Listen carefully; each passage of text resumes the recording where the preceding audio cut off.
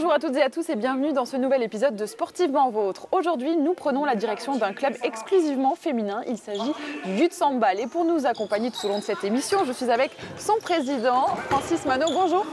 Bonjour Julie. Francis, la création du club date de 1966. À cette époque, dans la région, c'est le premier club féminin de handball. Pourquoi avoir créé ce club et particulièrement ici à Youth? On rappelle que ce n'est pas vous qui avez créé le club personnellement, mais pourquoi avoir créé ce club ici? Alors le club a été créé par des cheminots parce que Youth à l'époque c'était une ville cheminote. Il y a une cité où il y avait beaucoup de cheminots. Et au départ c'était que des garçons. Il n'y avait pas de filles en 66.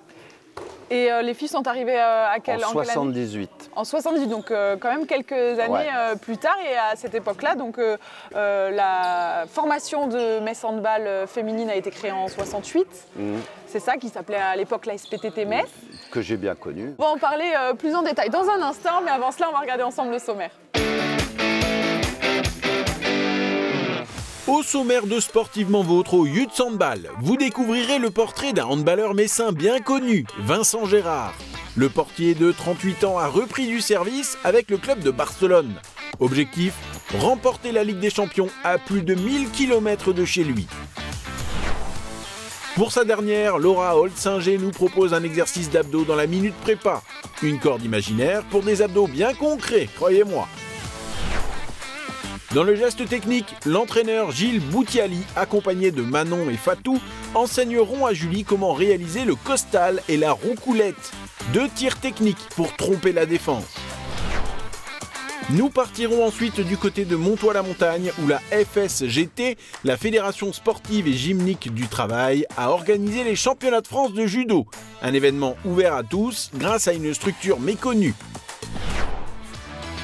Enfin, dans la balle et dans votre camp, Francis Manot, le président, nous livrera sa carte blanche. 1 minute pour vous donner envie de pratiquer du handball en Moselle.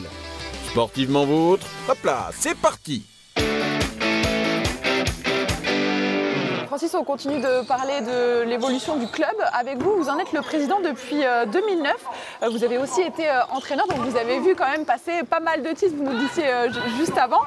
Quel regard vous portez sur l'évolution du club de Youth au fil des années? C'est un club, on a toujours essayé d'être structuré. Après, pour aller au niveau supérieur, il faut beaucoup de moyens. Mais on est bien structuré, par exemple au niveau des coachs, on n'a que des entraîneurs diplômés, on a des gosses dans toutes les catégories et puis un peu dans le secteur, on est un peu la tête de pont au niveau handball féminin. On a une histoire, donc les gens connaissent Youth Handball. On parle de l'année 92, ce fameux titre de champion de France de National 2, avec ce silence derrière, on n'en a pas forcément beaucoup parlé.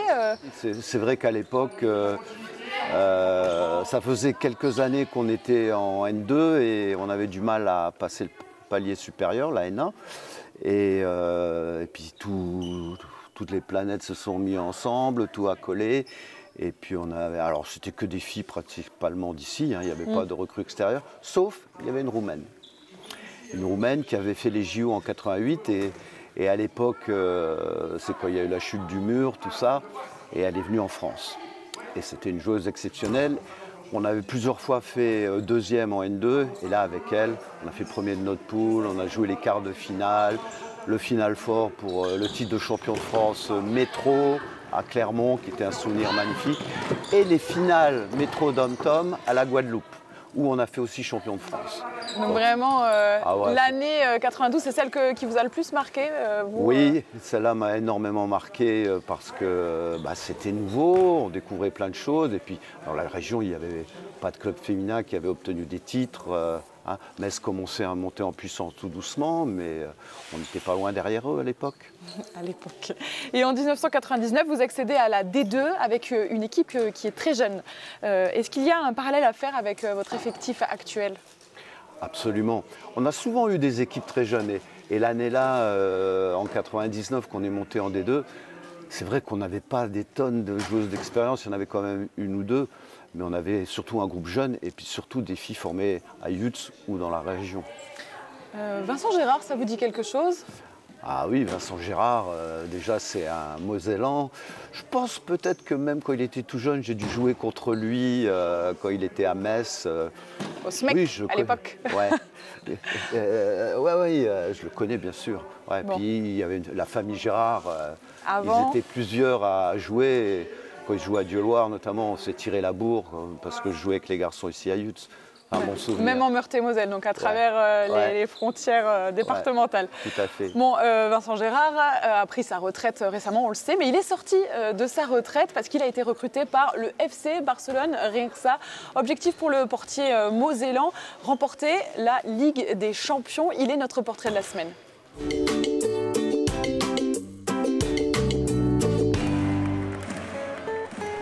En match, il arbore le 57, un numéro qui semble lui porter chance. Sorti de sa retraite par le mythique club du FC Barcelone, afficher le 57 est comme un moyen pour le Mosellan de conserver une part de ses racines, même à l'étranger. C'est un petit clin d'œil au département que j'ai quitté pour 3 mois, la Moselle. C'est un département qui m'a toujours tenu à cœur. J'ai toujours dit que j'étais très fier de venir de Moselle, j'étais très fier de mon département et c'est un peu aussi une façon de lui rendre hommage. De l'autre côté des Pyrénées, l'ancien portier de l'équipe de France a retrouvé ses camarades de sélection. Melvin Richardson, Timothée Nguessan ou encore Dick Hamem, capitaine du Barça. Déjà, je pense qu'il s'est super bien intégré, il parle avec tout le monde et il apporte de l'expérience. Au final, il n'y a pas longtemps, il était en train de faire son golf et aujourd'hui, il est avec nous, il fait des arrêts, et il nous aide à l'entraînement. Et je pense que le fait aussi de le voir s'entraîner comme ça, les plus jeunes, ça les fait comprendre qu'il n'y a rien qui est acquis et qu'il faut s'entraîner dur. Je suis super content pour lui. On a partagé des belles expériences ensemble, donc je le connais très bien. Et le fait, je pensais que ça allait être plus difficile pour lui de reprendre après l'arrêt de sa carrière, après 8 mois. Mais en tout cas, non, il est venu en pleine forme, il s'est super bien adapté et je suis super content de l'avoir avec nous et j'espère qu'on lui fera une belle fin de saison. Écoute, c'était une super bonne nouvelle pour moi. On a vécu plein de choses ensemble en équipe de France et aussi en tant qu'adversaire. Quand il jouait à Montpellier ou encore même à Dunkerque, à Paris surtout. Et du coup, c'était un vrai plaisir. J'étais super content et surtout en équipe de France, on a partagé notre chambre ensemble, donc on a vécu plein de choses. Donc vraiment super content. C'était une très bonne nouvelle. Vincent Gérard était pourtant bien installé à Metz, où il vivait une retraite tranquille, loin de la défense ultime et de l'intensité des matchs. Ouais, je me suis reposé moi aussi. Moi aussi, je pensais que j'étais à la retraite et j'ai continué à m'investir fortement pour le syndicat des handballeurs et des handballeuses professionnelles. J'ai aussi entraîné un petit peu les troisièmes du pôle de Metz en collaboration, les gardiennes du pôle de Metz en collaboration avec Alexandre Bailly qui m'a très gentiment invité. J'ai joué aussi un peu au golf, j'ai pris le temps de souffler un peu après ces 20 années de carrière et c'est vrai que je m'y attendais pas, j'étais resté en forme mais le fait que Barcelone appelle, ça a été un moment déclencheur.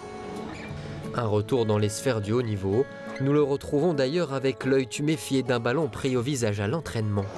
Ouais, c'était un peu mon appréhension, comment mon corps allait réagir. Alors j'étais resté en forme, mais après 8 mois d'arrêt de handball, et c'est vrai que les premiers jours, j'avais des courbatures aux avant-bras, des trucs que j'avais jamais, j'avais un peu mal partout.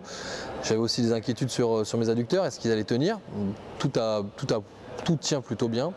Et c'est vrai que la partie balle dans la tête, tir fort, m'avait pas forcément manqué, mais ça va, le positif l'emporte largement. Installé en bord de mer, Vincent Gérard relève donc ce challenge sportif à près de 1000 km de chez lui. Salut mon chéri. Coucou. Ça va? Ça va et toi? Et tu vas à l'entraînement là? Alors, tu vas t'entraîner avec les U11 alors? Oui, mais de toute façon je reste juste au goal. Loin de ses enfants, resté en Moselle, une situation à laquelle il a dû s'adapter. C'était vraiment le point d'interrogation quand Barcelone m'a appelé, comment j'allais pouvoir faire pour m'organiser. On a réussi à trouver des moyens un peu logistiques, ils ont réussi à venir pendant les vacances, il y a eu une semaine internationale pendant laquelle le coach m'a laissé libre, donc on a réussi sur une période très courte à gérer ça, même si c'est ce qui reste le plus difficile. De retour sur le terrain, le dernier rempart a repris le rythme des entraînements et des matchs réguliers. Car s'il garde aujourd'hui les cages de l'équipe espagnole, c'est suite à la blessure de Gonzalo Pérez de Vargas. Victime d'une rupture du ligament croisé, l'Espagnol demeure forfait pour le reste de la saison. Une absence qu'il a fallu combler pour espérer aller plus loin dans les compétitions, notamment pour faire la paire avec l'autre portier danois, Emil Nielsen. Está claro que necesita un tiempo para ponerse físicamente mejor, pero tiene mucho oficio y es un gran estudioso, ¿no? Esto nos ha sorprendido, ¿no? Estudia mucho a los jugadores rivales, los partidos y creo que todo hay que decir, es justo decir que en el partido de vuelta contra Seguez fue pieza fundamental para que llegáramos a la Final Four, ¿no? Grâce aux Français, le FC Barcelone a atteint le Final Four de la Ligue des Champions. Il faudra désormais attendre les 14 et 15 juin prochains pour savoir si à 38 ans passés, Vincent Gérard obtiendra la seconde Ligue des Champions de sa carrière. Un week-end à Cologne pour un final en beauté avant de revenir définitivement sur ses terres natales.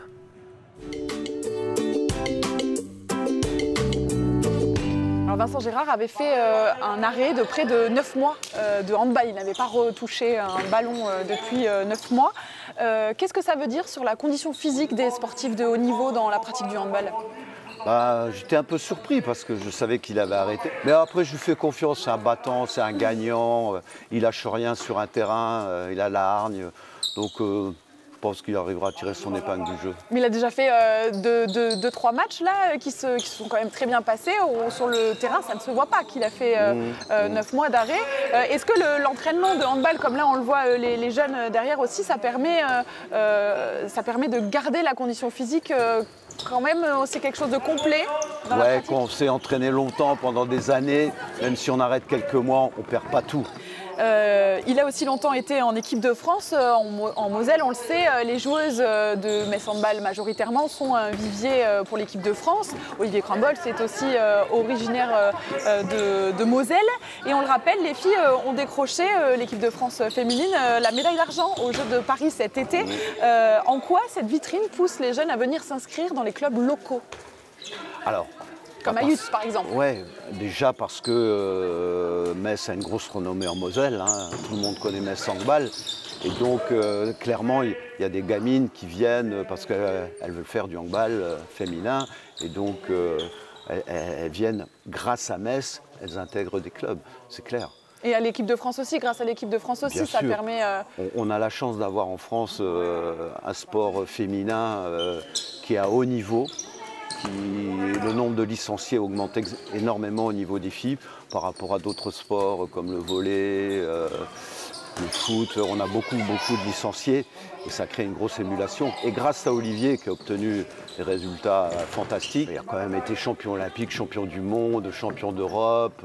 Tout champion. Puis des vice-champions, tout ça. Franchement, après c'est quelqu'un qui a d'énormes compétences au niveau handball. C'est quelqu'un que j'apprécie beaucoup. Donc, on se connaît bien, donc on se rencontre de temps en temps et j'ai de très bons rapports avec Olivier. Mais il a amené beaucoup de rigueur, beaucoup d'intensité pour développer le handball. Et franchement, ça rejaillit sur tout le sport féminin. Évidemment. Et alors aujourd'hui, vous avez un effectif qui est très jeune. Parfois, l'effectif est irrégulier dans les résultats. Comment travaillez-vous à la stabilité des performances? Alors, c'est vrai que c'est un peu compliqué parce qu'on a une équipe très jeune et ça vient avec l'expérience, ça vient avec le travail, la vidéo, leur montrer ce qui est bien, ce qui n'est pas bien. Et puis l'investissement à l'entraînement, mais là-dessus, il n'y a pas de problème. Les filles, elles sont à fond là-dessus. Mais c'est vrai que... Et puis, il faut les aider. Quand vous avez des jeunes, ça ne sert à rien de leur crier dessus. Au contraire, il faut les encourager, il faut leur dire c'est bien aller, ça tu ne dois plus faire, il faut que tu te fasses comme ça. C'est hyper important au niveau des jeunes. Il ne faut pas les détruire. Non, surtout. Et pour nous, pour ne pas nous détruire et pour nous entretenir physiquement essentiellement, on suit les conseils de nos coachs sportifs. Tout de suite, c'est la Minute Prépa.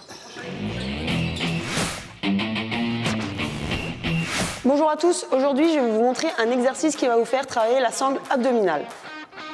On se met sur le dos On vient mettre les genoux en face du bassin et les chevilles en face des genoux. On reste dans cette position bien gainée.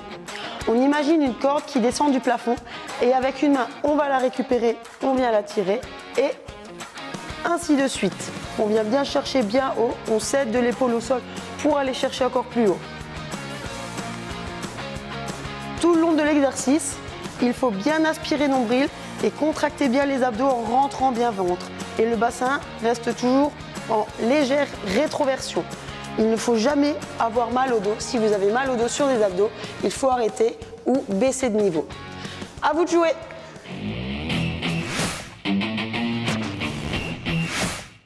Francis, avec vous, on continue de parler de votre effectif. Il a été renouvelé aussi à 70% au-delà de l'aspect jeune de l'équipe.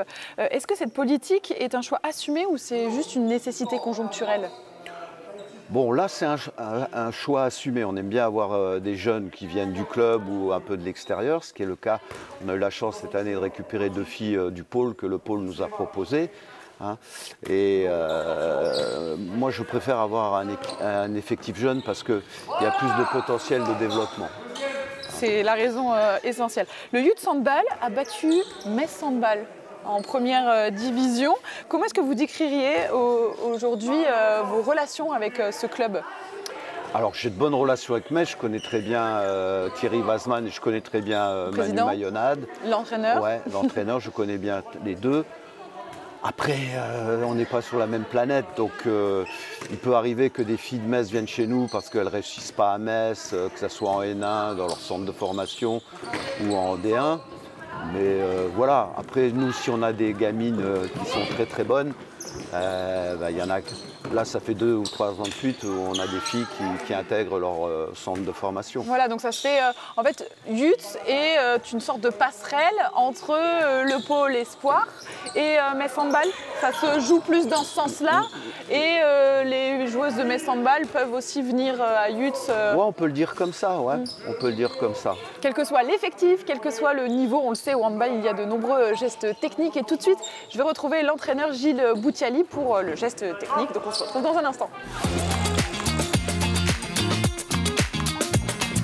Pour le geste technique, je suis avec toi, Gilles. Alors là, tu vas m'apprendre à faire un costal. Alors déjà, à quoi ça sert le costal ? Alors, le costal, c'est un tir technique qui sert à contourner un défenseur en faisant lever les bras du défenseur pour contrer. Et on va essayer de le contourner par en dessous, en essayant de faire glisser la balle en dessous de sa hanche. Voilà, l'idée, c'est qu'on l'emmène comme si elle allait contrer. Okay. Et on va essayer de la contourner par en dessous. D'accord ? Okay. Alors pour ce faire, il faut faire transférer le poids du corps qui est sur la jambe arrière, le transférer sur la jambe avant, la balle ici pour faire croire qu'on tire au-dessus et on va se baisser pour tirer à hauteur de la hanche. Ok, ça marche. À toi de jouer. À moi de jouer. La pression. Ouais, pas mal. Alors, qu'est-ce que je peux modifier là? Alors c'est la jambe d'appui qu'il faut modifier, c'est-à-dire que là ta jambe d'appui elle est trop face au défenseur. Okay. Il faut essayer d'emmener ta jambe d'appui vers son pied extérieur ici. Voilà, dans l'espace ici qui est libre pour pouvoir contourner ici. Voilà, donc le bras ne doit pas être fléchi. Le bras il doit être ici tendu et hop, okay. Termine ici et c'est le poignet qui va terminer ton geste. Ok. Voilà, ça c'était pas mal. Mais j'arrête pas de le tirer dessus quoi. Ouais, voilà. Là, c'est bon? C'était bien. Ok, ça marche. On va essayer une roucoulette maintenant. Oula. Très rapidement. Donc, merci Manon. Merci Manon. Alors, la roucoulette, c'est aussi un tir technique. Et c'est un tir avec une balle à effet qui va servir à contourner le gardien de but. Et l'idée, c'est d'emmener le gardien de but dans un leurre, on va dire ça comme ça.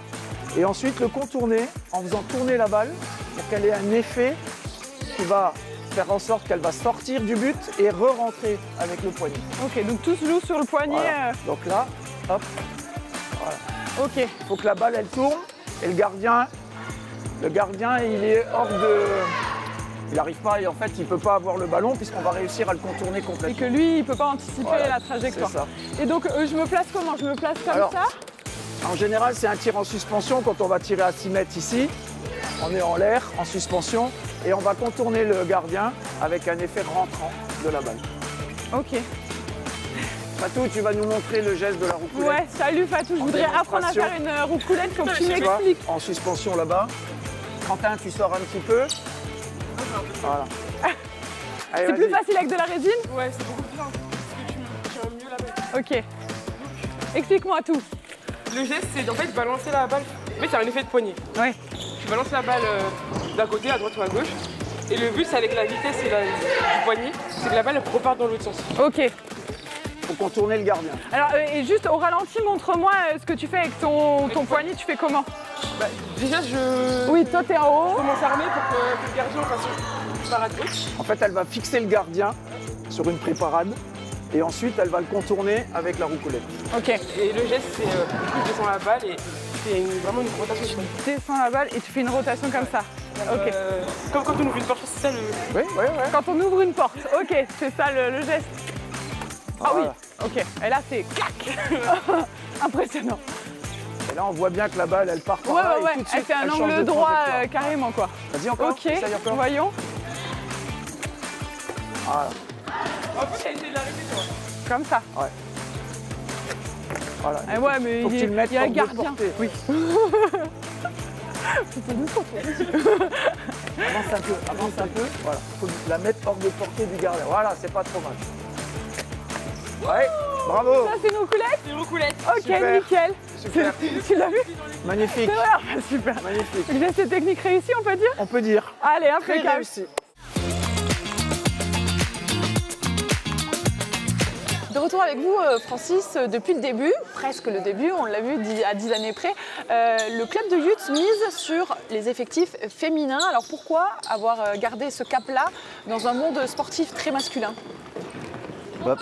Justement parce que le monde sportif est très masculin. Mais il faut savoir qu'à l'origine, il y avait des garçons et des filles à Yutz.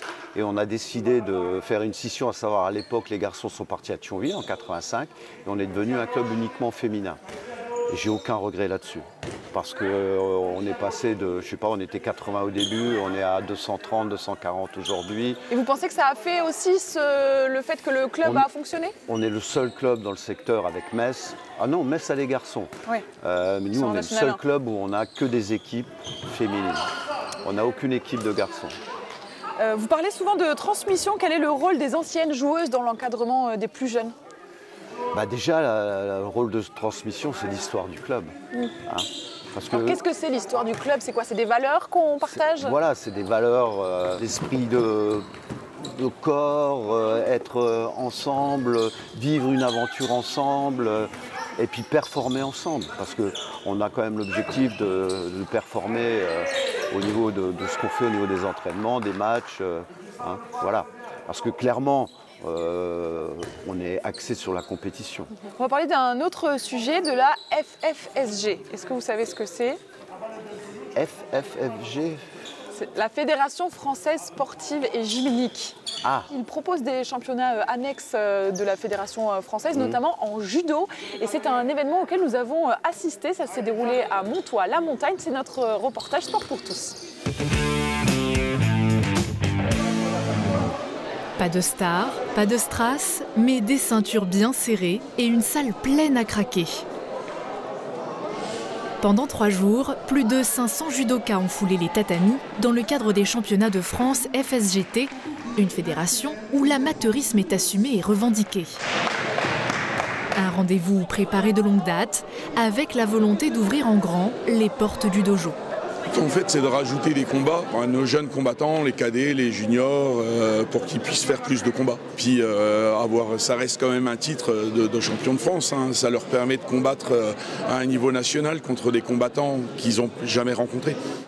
Sur place, les arbitres eux-mêmes notent une différence d'état d'esprit. Tous bénévoles, ils soulignent la souplesse des règles et un judo qui a conservé quelques prises d'antan. Ce que ça demande de plus, c'est le jugement. Ouais. Nous, on a une valeur comme le Yuko qu'on a depuis des années, qu'on a gardé depuis des années, que la FFG a remis cette année. Et ensuite, sur les valeurs d'une projection, on n'a pas forcément la même appréciation. Dans les tribunes comme sur le tatami, l'ambiance est détendue, mais passionnée. Plusieurs judokas rencontrés expliquent que c'est grâce à la FSGT qu'ils ont retrouvé goût à la compétition. Un sentiment partagé par nombre de pratiquants, heureux de pouvoir vivre leur sport autrement. Oh putain, la garde, j'ai rien pu mettre là. J'ai rien pu installer à la garde. Il faut savoir que j'ai 60 ans. Donc voilà. Donc c'est un peu dur, puis 6e combat. Donc un peu usé. Allez gamin. Bah ça change parce qu'il y a des nouvelles personnes qui viennent un peu plus, qui viennent de partout, de la Réunion, de la Corse, partout en France et tout. Du coup ça fait plaisir. Alors qu'en championnat de France normal, en première division, ça c'est vrai, il y a d'autres personnes, mais on les voit souvent. C'est souvent les mêmes têtes, on les reconnaît, et c'est souvent elles qui gagnent à chaque fois. Du coup là, le fait qu'il y a eu de la diversité, ben, c'est mieux je trouve. C'est une super idée de faire ça parce que on a l'occasion de faire un niveau national, champion de France, avoir des titres et sans passer par le circuit de base qui est assez difficile, là on peut y accéder plus facilement. Une dynamique qui dépasse largement les frontières du dojo. Alors on a fait exactement ce qu'on attendait, de belles rencontres, parce qu'au-delà du défi sportif, au-delà de la compétition, c'est aussi effectivement un moment de rencontre et de partage. Et au cœur de cette réussite, un mot revient sans cesse, convivialité. Une valeur que la FSGT place au centre de sa philosophie. Ici, pas de recherche de performance à tout prix, mais une envie commune de partager un moment de sport simple, joyeux et profondément humain.